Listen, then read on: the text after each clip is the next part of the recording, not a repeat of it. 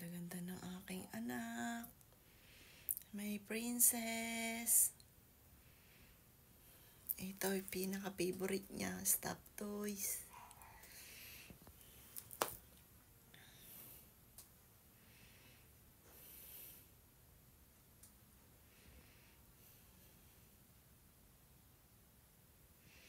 Nasaan na kaya ang aking anak?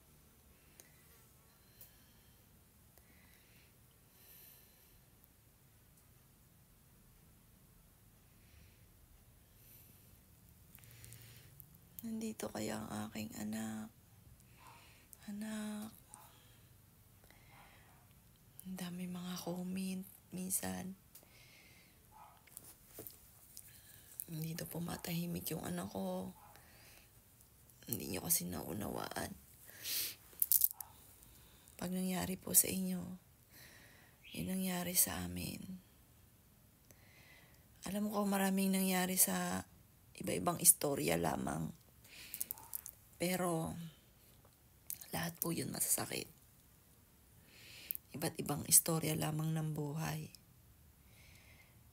Maunawan ako ng mga tao na nakaranas din mawala ng anak.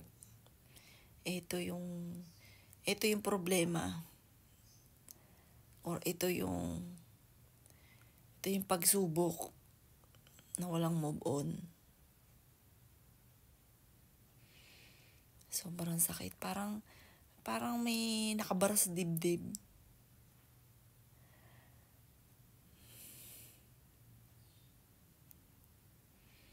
Hindi ko akalain ng anak ko hanggang 19 years old lang.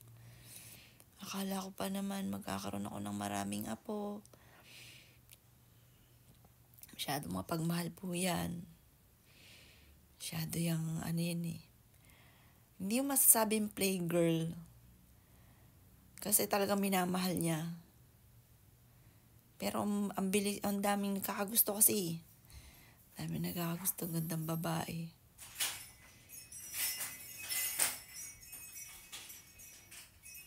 Oh.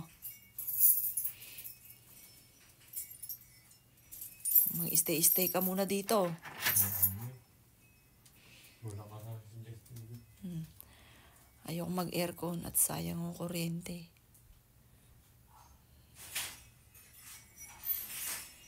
Sobrang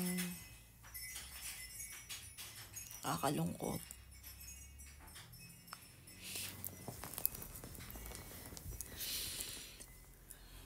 May nakapagsabi, naka-close po niya mula na siya nagkaroon ng kwarto. Kasi na-request niya po sa akin to. Kawikaan ko naman, dito sa kabilang bahay, ito yung hinuhulugan ko sa nanay. Sabi ko, pag nag-asawa siya, dito na siya.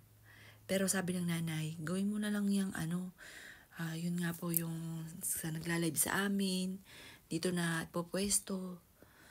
Sabi ko, ay hindi. Pag nag-asawa yung anak ko, okay na ako doon sa nagla-live, doon na lang hatiin yung bahay namin. Sabi ko, baka mag-asawa yung anak ko, at least may sarili na siyang bahay. Yung pala dito sa kwartong to, dito niya lahat kinakain. Kasi sa kabilang bahay, kung ano yung kinakain ng isa, kinakain ng lahat. Bawal yung sobrang matatamis, ganun. Dahil nga po sa nagkaroon siya ng parang sarili ng bahay, ayun, gawa na po ang asal.